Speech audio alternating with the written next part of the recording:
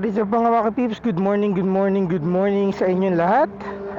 So andito tayo ngayon sa SLEX northbound, and for today's video we're gonna do our last ride for 2025. So ayan pa rin si Artemis, ang ating temporary bike until maayos si Red. So right now, ang ride natin is sa Kabiang Tunnel, then iikot tayo pa Tagaytay, and then after nun breakfast lang tayo, and then uwi na rin tayo.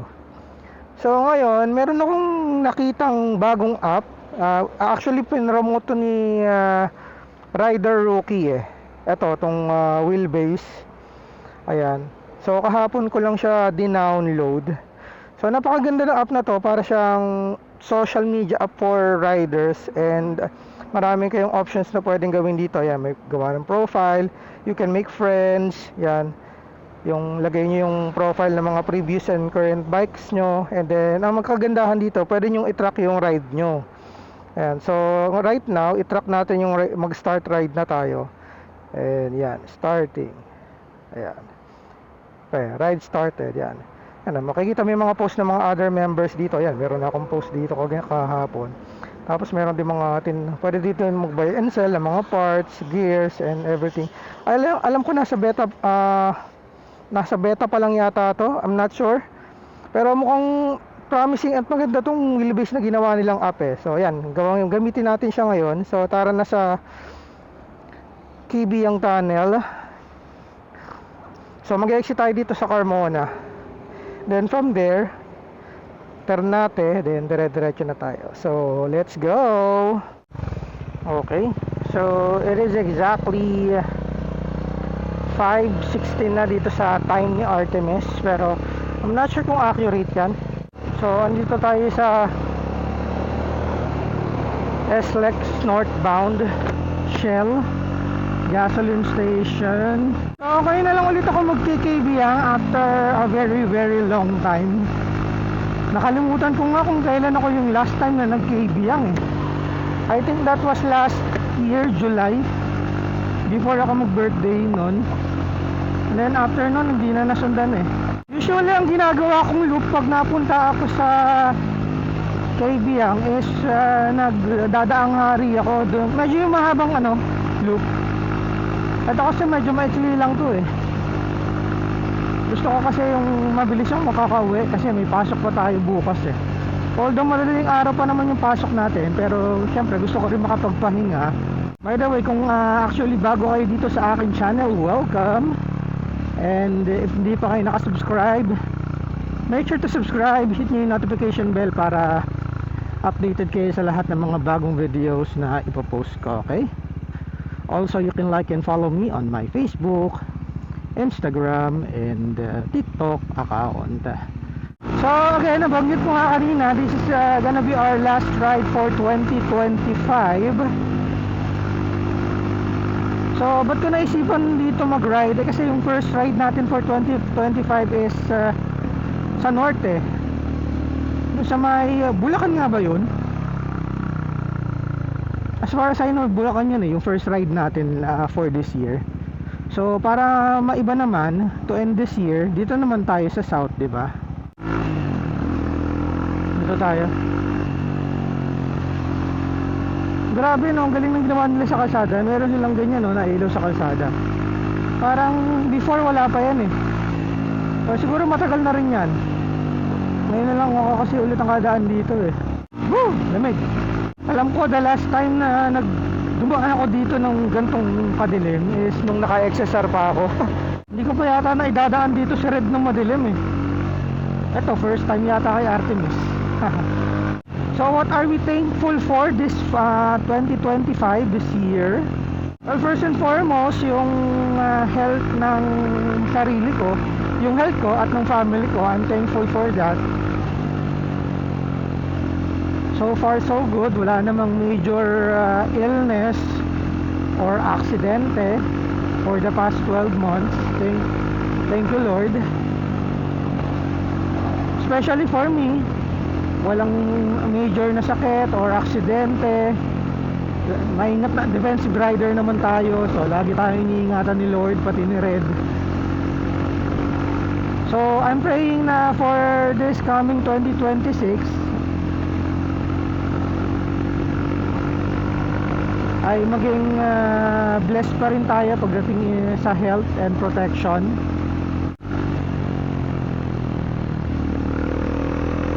Ang galing talaga ng ilaw na to sa kalsada, oh. Para ka sa runway ng ng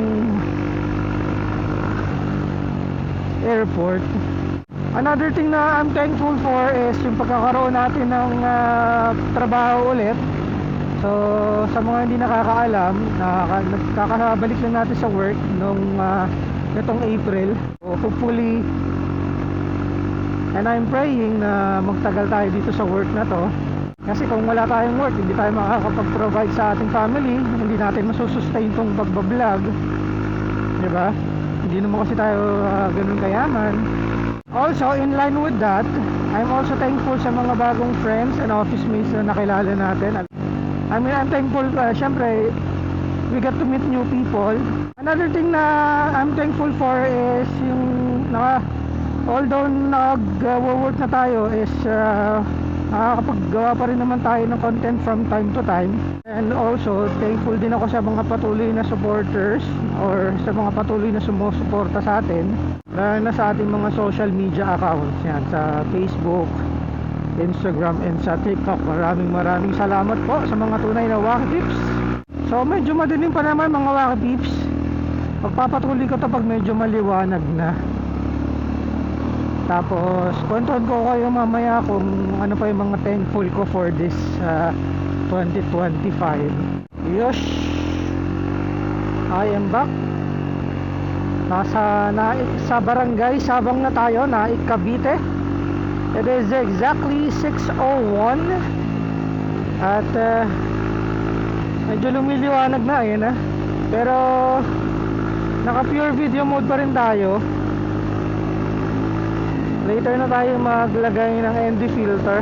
Nga pala, nakalimutan kong banggitin, I'm also thankful kay Attorney J. So despite na nangyari kay Red, akala ko hindi tayo makakagawa ng makakasama sa mga group ride and makakagawa pa ng mga final content natin for this year. Kung hindi dahil sa kanya, hindi natin magagawa to. So I'm very thankful for Attorney J. Sobrang bait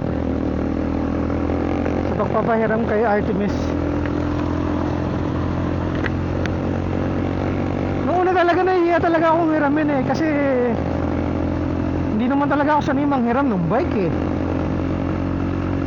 Kasi diba yung responsibility mo pag hiniram mo yan, diba baka masira mo. Kaya ingat ako dito kay Artemis nung sinabi ni Attorney J na she insists, also thank you na rin daw niya sa akin since ako yung nag-help sa kanya mag build up ng confidence sa pagra-ride Kasi as you may not know, si Attorney J parang last year lang siya natutong magmotor And because of my videos, ako yung nag-inspire sa kanya and nag-influence na magmotor. So as far as I know, first big bike niya to tong si Artemis. Tapos in a span of few months, ayun, truckstone na siya. Ang galing, di ba? So very thankful daw siya sa akin kasi ako yung nag-inspire sa kanya. And usually pag nag-PPM yan si Attorney J, nire-replyan ko din yan dati before kasi nga gawa nung beginner nga siya, lagi siyang humingi ng mga tips. Ako naman, kung ano yung knowledge ko lang din sa base sa experience ko, since di pa naman tayo gano'ng katagal magmomotor, yun lang din yung tinuturo ko. So ayun, so again, maraming salamat and I'm very thankful kay Attorney J. Kasi kung di dahil sa kanya, hindi natin ginagawa tong last ride na to for 2025. Or hindi natin magagawa. I am also thankful for today kasi tingnan nyo naman, ang ganda ng panahon. So let's hope na hindi ba ulan mamaya pag ikot natin ng Tagaytay. Tingnan mo naman kaya malamig So naka ND 16 tayo. So alam ko medyo madilim yan para makulimlim, pero sakto lang yan kasi paaraw na eh. So tara na, paakyat na tayo. I think around 19 kilometers pa yung layo natin sa Kaibiyang. Hindi naman tayo mag-i-stop doon. Dadaan, magpa-pass-by lang talaga tayo. Kasi ang goal ko lang talaga is makapag last ride for 2025. Quick ride lang. Technically, parang quick morning ride lang to. Pag aakit kayo dito, yan o, ingat kayo doon sa mga bigla-bigla tumatawid na aso. Woo!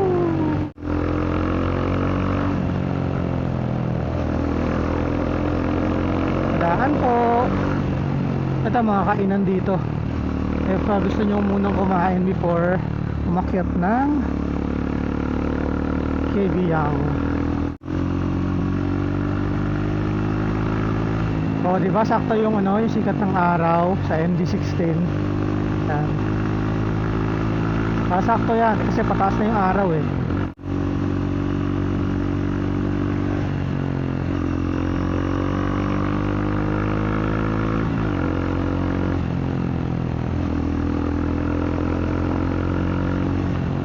Dito mga Waki Peeps, dito ba yun o Bandaron pa? Marami ding unggoy dito na sa kalsada eh. So ingat-ingat din kayo.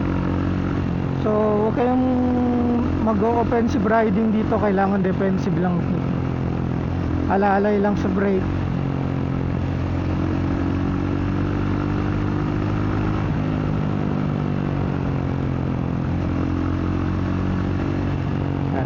Kaya gusto ko rin na ganitong oras nag-ride dito. Yan, para hindi mo ganun kainit, yan presko, yan ang lamig, di ba?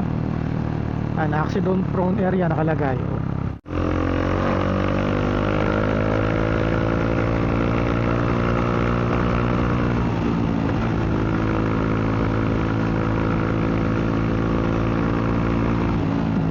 Dito minsan marami unggoy eh. Siguro mga tulog pa.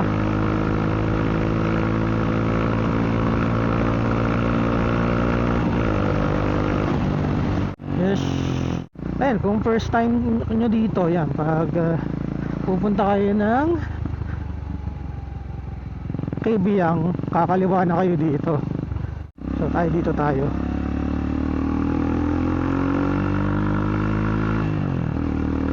Pa-snake daw yung daan, sabi nung warning. Grabe, 3.2 kilometers daw you'll arrive.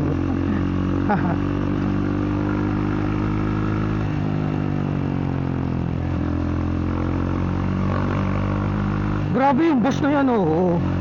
Saan galing yan?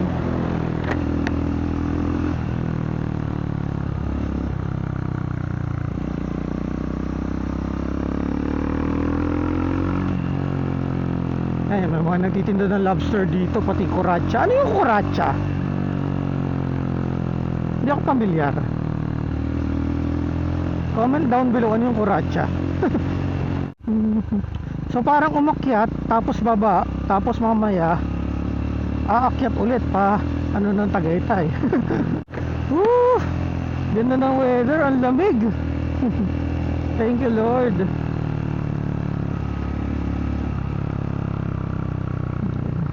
Hindi naman sa lahat ng ride kailangan mabilis ka eh. Kung gusto mong enjoyin, edi chill ride ka lang tulad ng ganito, di ba? Kasi nasa sayo naman yun eh.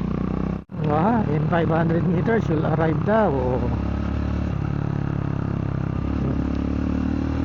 Siguro kahit hindi na tayo tumigil, ilang beses na rin naman tayo nakarating dito eh. Ang main goal naman na is makaloop tayo ng quick ride eh, di ba? Di ba? Wala pa masyadong tao.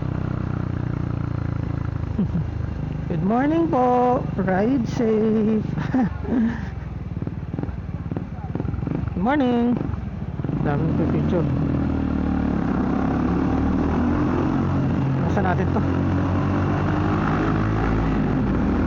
Oh yeah. Woo! Hello Kaibiyang Tunnel. Once more and once again. Okay, palabas na tayo. Patayin na natin. Yung mga aso dyan, nanggugulat. Palabas ka na lahat, biglang tatawid. Oh. Kaya ingat din kayo dito. So, ang next na destination naman natin is iikot na tayong Patagaytay. At tapos sa Kapemoto tayo. Naalala ko nung kasagsagan ng pandemic, may ano dito eh. May checkpoint dito. Ayan, di ano, yan yun eh. Tatanungin kung saan ka punta, saan ka galing, saan ka punta to the moon. Good morning. Ayun yung deck, view deck yun eh. Ano to? View deck. Alam ko meron pa dito isang view deck eh. Dito may view deck din dito eh, pati yung mga kainan.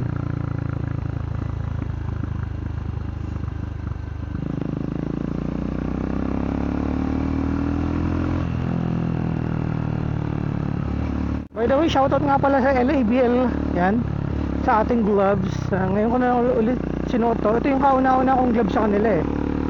Actually hindi ko pa nga ito nalalaban, natatakot akong laban eh, baka kasi masira yung color. Overtake na natin ito mga to. Good morning, padaan po. Morning, ride safe po sa inyo.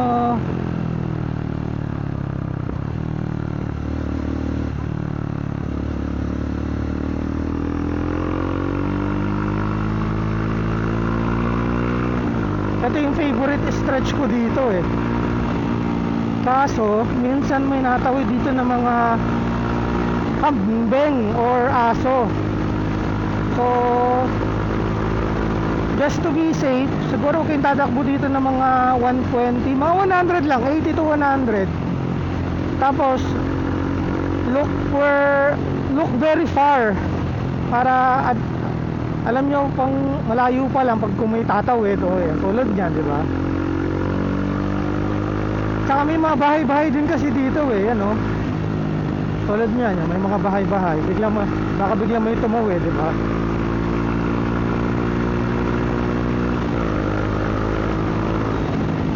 Yan, aso. Ay, may tumawid na aso.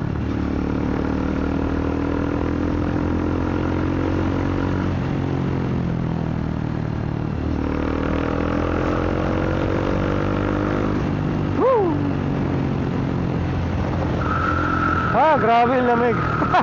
Sarap.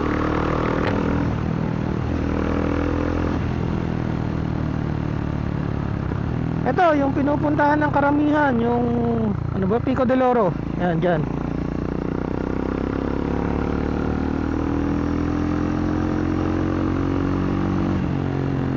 Oh, ayan na, sakto ang ND filter natin. Mamaya lang natin taasan. Hindi naman ganoon ka ano pa eh, taas yung sikat ng araw eh. Sakto lang yung 60 na yan. Alas 7 pa lang naman. Woohoo! Good morning! Ano nga ba to? Ternate ba to o Naik?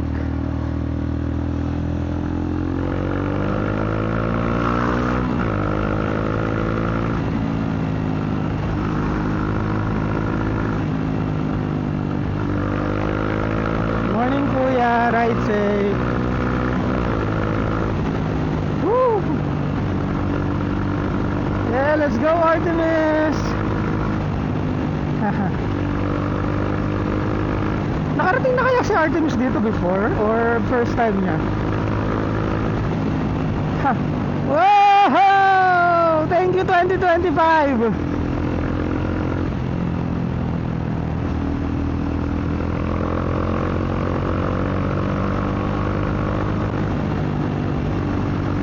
I almost forgot yun. Ayun, katulad niyan. Thankful din ako kasi 'di ba nag 40 years old ako this year, 'di ba? I'm thankful na in the past 40 years of my life, yan nga. Never pa tayong nagkasakit ng malala, never pa tayong na aksidente ng malala or na tawag dito, na hospitalized yan. And so far, wala pa naman tayong lumalabas na sakit. Lumalabas na sakit eh, no? Ayan, pag dito yung pabalik eh, tayo. May isa pang stretch dito. Ayun nga, so thankful ako kasi healthy tayo, nag 40 years old this year. So marami nagugulat kasi yung iba akala nila nasa mid 30s lang ako or early 30s. Siguro gawa din ng lifestyle ko, hindi naman ako pala inom, wala naman akong yosi. Yung problema, ningingitian ko lang yan, tinatawanan ko lang yan. Kasi pag na-stress ka, nakakatanda yan eh. Sinasabi ko sa inyo. Tapos yung mga bisyo, yan, hindi ko naman sinabing masama mag-bisyo. Kasi kung ganyan naman yung lifestyle nyo, hindi ko naman kayo judge. Pero kung gusto nyo talagang humaba yung buhay nyo and gumanda yung lifestyle nyo, pwede naman kayong pwede nyo naman bawasan yung yung pagbibisyo, diba? Woo! Taas na ni Haring Araw. Yes! Woo! Haring Araw, ang taas mo na, Haring Araw. Asan ang mga kasamahan mong cloud sa Haring Araw? Para at least medyo cloudy ng konti, para hindi ganun katirik. So, Tagaytay 39.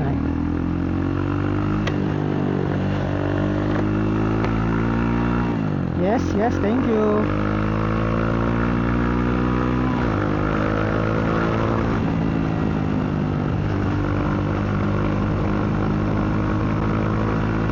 Woo! Sarap ang lamig. This is what driving is all about. Oh yeah!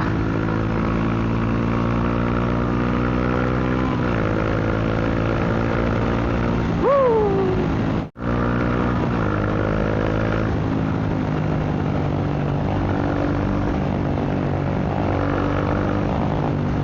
Ay, nalaglag kariton ba yun nalaglag doon sa van?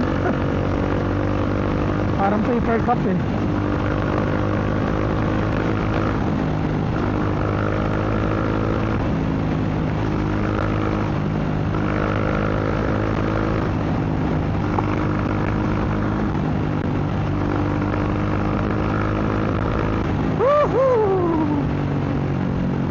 Oh yeah. Yes.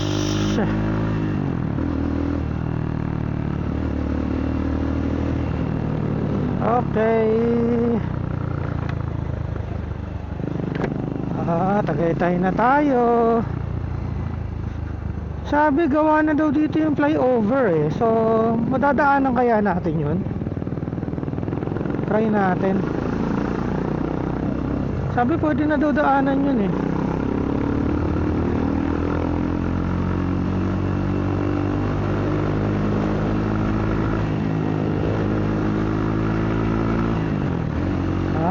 Grabe, Tagaytay, ang lamig.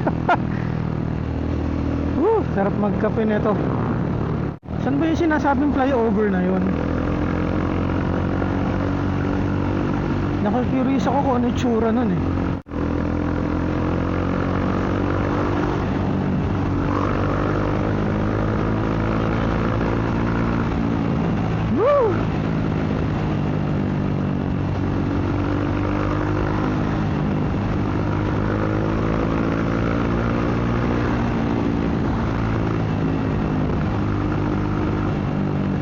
Titinda ng pandesal. Hi kuya. Parang ubos na yung paninda niya. Tagaytay Zoo, bukas pa ba yan?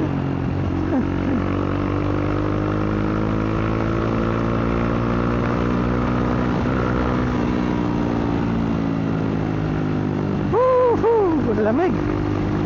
Sarap magkape. Let's go.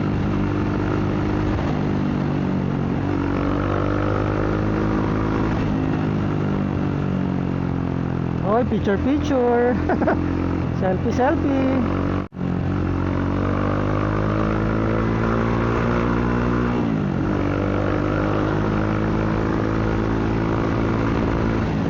Woo!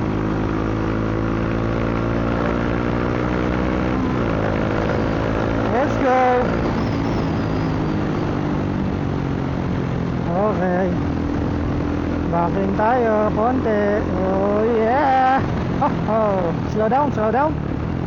Oh yeah. Come on, let's go.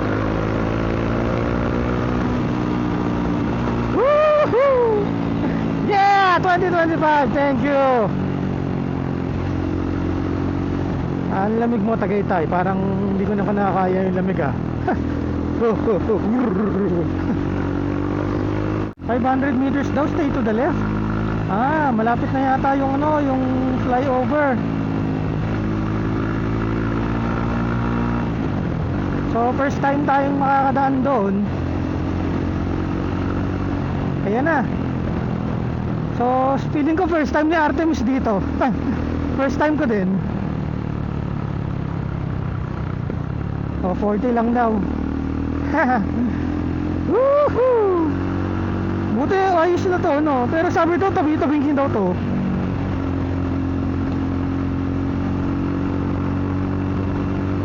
Oh! Nice! Ha! Ganda ng ano. I'm not sure kung nakikita niyo yung tali ko. Nice! Pero hindi daw to pantay-pantay eh. Pangit daw ang gawa dito eh. Nice, nice. Iwas traffic nga naman. Kasi traffic sa baba eh. Gawa ng palengke. Tapos yung papasok ng Mendez. Ito pala yung purpose nito. Kaya ginawa to. Buti natapos na ano.